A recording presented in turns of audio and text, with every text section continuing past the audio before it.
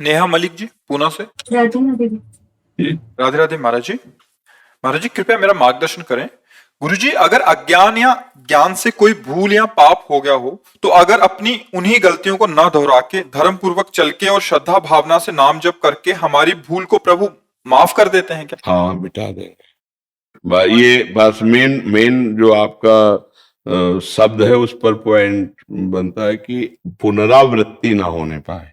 जो आपका शब्द ये बहुत खास बात है कि हमसे गलती हो गई जाने अनजाने में, जाने में होती है, उसमें हम जान रहे हैं कि पाप है, लेकिन या सुख बुद्धि हो गई है या दुख निवृत्ति हो की भावना है।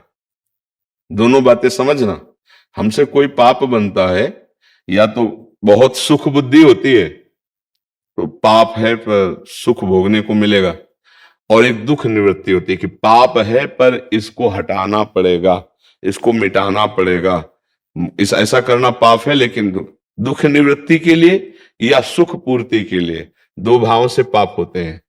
अब अगर दुख निवृत्ति के लिए हमने किया है तो वो पाप हमें भयानक दुख देगा आकर के। जैसे दुख निवृत्ति के भाव में गर्भस्थ शिशु है, डॉक्टर ने कहा इसके माइंड में कमी है, ये जो बच्चा गर्भ में तुम्हारा ये अमुक अंग इसका हीन है, तो दुख निवृत्ति के बच्चा ऐसा पैदा होगा पूरे जीवन सेवा करनी पड़ेगी, ऐसा है।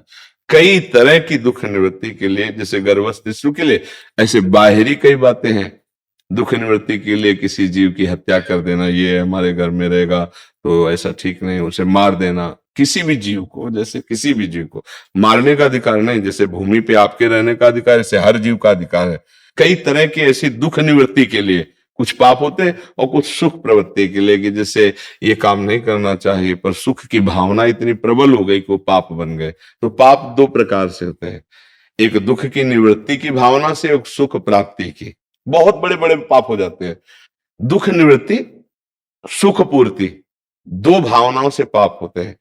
अब पाप हमसे हो गए हैं और अब हमें सत्संग के द्वारा पता चला कि यार बहुत ही इनका दंड मिलेगा, तो हम भयभीत हो जाए पहला, और आर्त भाव से भगवान की शरण में हो। जो सभीत आवा शरणाई तो रखियो ताई प्राण की नहीं। भगवान ने कहा ना कि अब भगवान के सिवा मेरा कोई भी पाप नष्ट नहीं कर सकता, मुझे नहीं बचा सकता। तो अपिचेत्सु दुराचारो भजते माम अनन्य भाग साधुरेव समंतव्या सम्यक व्यवसिता। ऐसा भगवान कहते पहले बहुत दुराचारी सांगो पांग पाप करने वाला रहा है, लेकिन अब उसको पता चल गया कि एक भगवान के सिवा मुझे कोई क्षमा नहीं कर सकता, और मेरी शरण में आ गया तो फिर मैं उसे साधु बना देता हूं। अहम तो हम सर्व पापेभ्यो मोक्षयिष्यामि मा शुचा। आप चिंता की बात फिर नहीं रहेगी। एक शब्द जो हमने कहा, मेन पॉइंट बहुत महत्वपूर्ण आपके मुख से निकला कि पुनरावृत्ति उसकी नहीं होनी चाहिए। तो सब पापों का प्रायश्चित भगवान नाम के द्वारा हो जाता है। इसी को खूब श्रद्धा पूर्वक जपिए।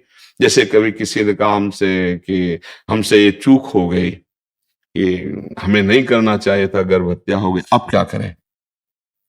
मेरा मन जलता है, आप सब ये कहे, पर हमें लगता है हमें प्रायश्चित करना चाहिए। तो जरूरी है अब, क्योंकि तुम्हारा मन प्रायश्चित से ही शांत होगा। तो चलो 7 दिन नियम से रहकर उचित फलादि का आहार करके संस्कृत से मूल पाठ भागवत का करवा लो। जैसे धुंधकारी जैसा महापापी जो प्रेत बन गया था, वो भी भगवत पार्षद रूप रखकर भगवान के धाम को गया, तो तुम्हारे पाप का मोचन हो जाएगा। वैसे भगवान नाम में बहुत सामर्थ्य है। नाम संकीर्तनम यस्य सर्व पाप प्रणाशन। सर्व शब्द है ना, कोई भी पाप ऐसा नहीं है जो नाम जप से नष्ट ना हो जाए। पर जो मेन बात है, पुनरावृत्ति नहीं। अगर नाम जप का बल लेकर फिर पुनः, तो नामापराध लग जाएगा, फिर वो नाम प्रभाव नहीं देगा। ध्यान रखना, कानून है, कानून भागवतिक कानून, नामापराध कि नाम के बल से पाप करना। अब ये नामापराध आपको पापों से मुक्त नहीं होने देगा, नाम जपने पर भी। ये मेन पॉइंट की बात आई कि पुनरावृत्ति, अब लो नशानी अब ना नशयो, तब सब काम बन जाते हैं।